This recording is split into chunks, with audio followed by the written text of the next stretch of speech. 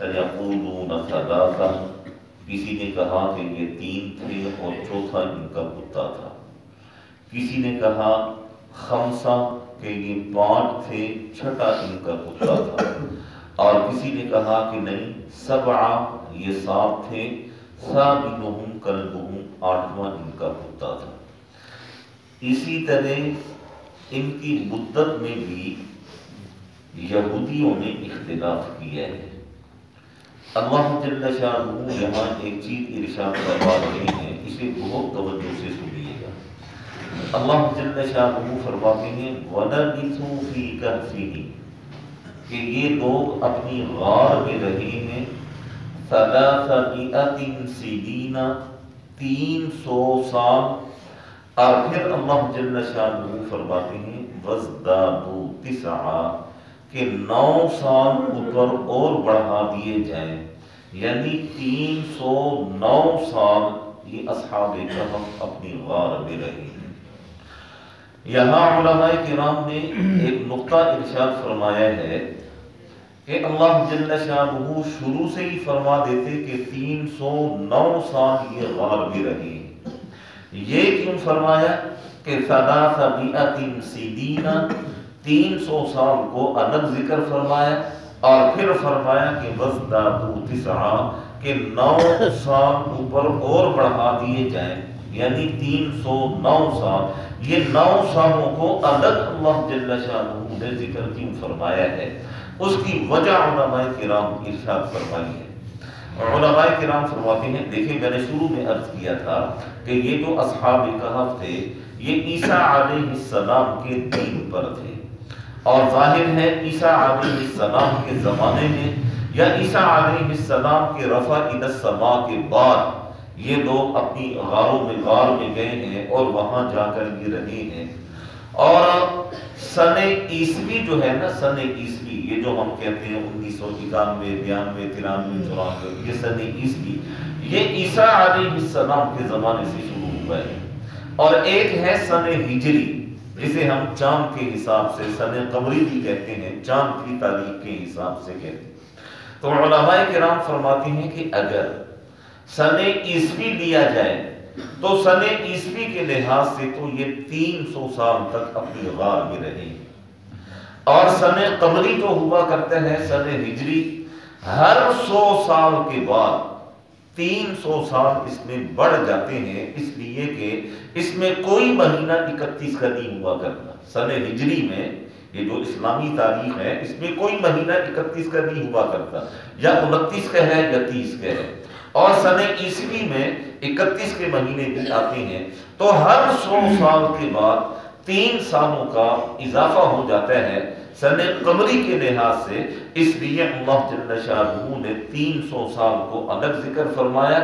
9 سالوں کو الگ ذکر فرمایا، کہ اگر سن عیسوی کے مطابق دیکھا جائے گا تو یہ لوگ 300 سال اپنی غار میں رہے ہیں، اور اگر چاند کی تاریخوں کے حساب سے دیکھا جائے گا تو یہ لوگ 309 سال تک اپنی غار میں رہے ہیں۔ اب سنیے آیت کا ترجمہ، وَلَبِثُوا فِي كَهْفِهِمْ، یہ لوگ اپنی غار کے اندر رہے ہیں 300 سنین، 300 سال، اور پھر اللہ فرماتے ہیں وَازْدَادُوا 9 سال اوپر اور بڑھا دیے جائیں، اور پھر اللہ فرماتے ہیں قُلْ، آپ کہہ دیا کریں اللہ اعلم بما لبثوا، اللہ ہی بہتر جانتے ہیں کہ یہ غار میں کتنا عرصہ رہے۔ لَهُ غَيْبُ السَّمَاوَاتِ وَالْأَرْضِ، زمین و آسمان کے غیب کے خزانوں کا مالک وہ اللہ ہے۔ ابصر بہ واسمع، وہ خوب دیکھنے والی ذات ہے، خوب سننے والی ذات ہے، کوئی چیز اس کے امر سے باہر نہیں ہے، اور کوئی چیز اس سے پوشیدہ نہیں ہے، کوئی چیز اس کی طاقت اور قدرت سے باہر نہیں ہے۔ اس نے 4 جہان کو گھیرا ہوا ہے، زمین و آسمان اس کی قبضہ قدرت میں، زمین و آسمان کا پتا پتا، ذرہ ذرہ اس کے قبضہ قدرت میں ہے۔ تو جب بھی آپ سے پوچھا جائے آپ کہہ دیا کریں اللہ اعلم بما لبثوا، کہ اللہ کی ذات خوب بہتر جانتی ہے کہ وہ کتنا عرصہ اپنے غار میں رہے ہیں۔ اور پھر اللہ جل شانہ نے ایک بڑا زبردست آیت کا حصہ ارشاد فرمایا ہے، ما لہم من دونہ من ولی، کہ وہ جو غار میں پڑے ہوئے تھے اللہ کے علاوہ کوئی ان کا مددگار نہیں تھا،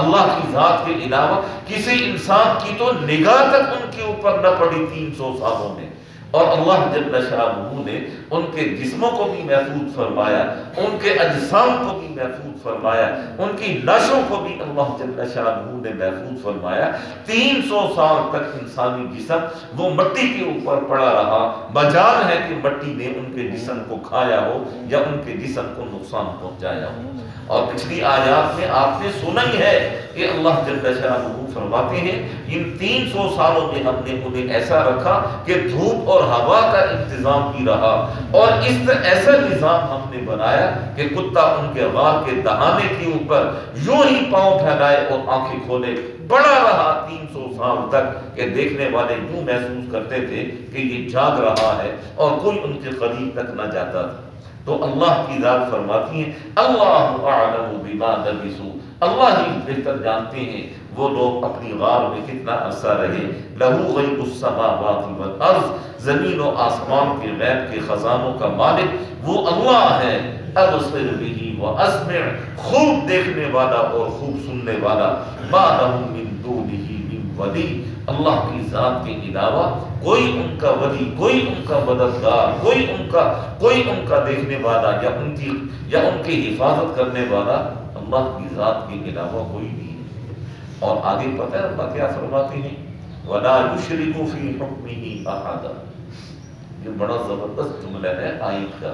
اگر یہ سمجھ آ جائے۔ وَلَا يُشْرِكُ فِي حُكْمِهِ أَحَدًا، اللہ اپنے حکم میں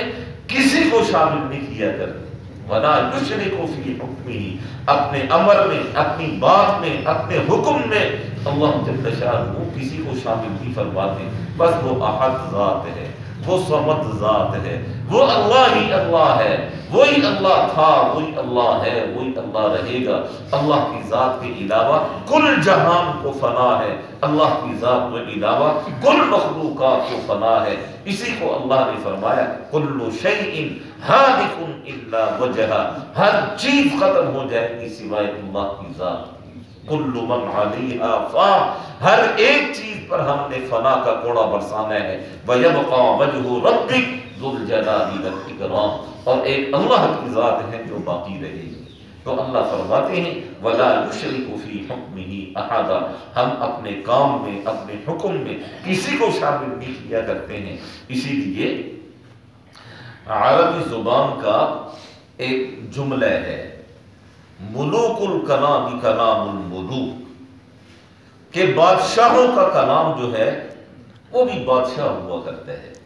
وہ کہتے ہیں کہ بادشاہ نے جو کہہ دیا بس وہ امر ہو گیا۔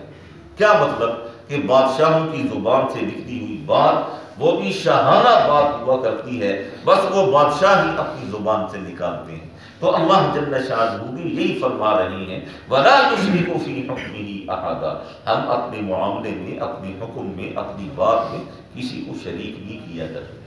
حالانکہ دیکھنے میں یہ آیا ہے کہ ہم لوگ بھی تو اپنے مردوں کو قبروں میں رکھتے ہیں، کچھ ہی دنوں کے بعد جسم پھٹ جاتا ہے اور گل گل جاتا ہے، ہڈیاں تک ریزہ ریزہ ہو جاتی ہیں، اور یہ مٹی جو ہے یہ انسانی جسم کو کھا جاتی ہے، فنا کر دیتی ہے۔ لیکن اللہ فرماتے ہیں ہمارا حکم نہیں تھا تو یہ اصحاب کہف 300 سال تک اپنی غار میں پڑے رہے، اور پھر پڑے ہی نہیں رہے، بلکہ جب وقت آیا تو اللہ جل شانہ نے انہیں کھڑا کیا،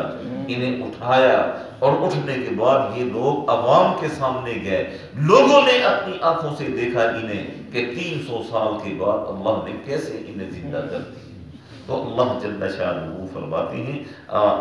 وَلَا يُشْرِكُ فِي حُكْمِهِ أَحَدًا، ہم اپنے کام میں، اپنے حکم میں، اپنے معاملے میں ہم کسی کو شریک نہیں کیا کرتے۔ یہ آج کی جو آیات ہیں ان میں ایک چیز تو یہ سمجھ آتی ہے کہ جس چیز کو اللہ جل شانہ نے مخفی رکھا ہو تو اس کے پیچھے نہیں پڑنا چاہیے، اور دوسری چیز یہ سمجھ آتی ہے کہ اللہ کی ذات بس اللہ ہی کی ذات ہے، اللہ کی ذات کے علاوہ کل مخلوقات یہ فنا ہو جائیں گی اور ان پر فنا کا کوڑا برسے گا، باقی رہنے والی ذات وہ ایک اللہ کی ذات ہے۔ دعا فرمائیں اسی ایک اللہ کی ذات کے اوپر ہمارا صحیح معنی میں یقین اور ایمان آ جائے، اور اس اللہ کی ذات میں معاملے میں کسی بھی قسم کے شرک سے اللہ جل شانہ ہمیں، ہماری نسلوں کو، ہماری اولادوں کو، ملنے ملانے والوں کو اللہ جل شانہ اپنے حفظ و امان میں رکھے۔ اللہ تعالیٰ ہم سب کو صحیح معنی میں سمجھنے کی، صحیح معنی میں عمل کرنے کی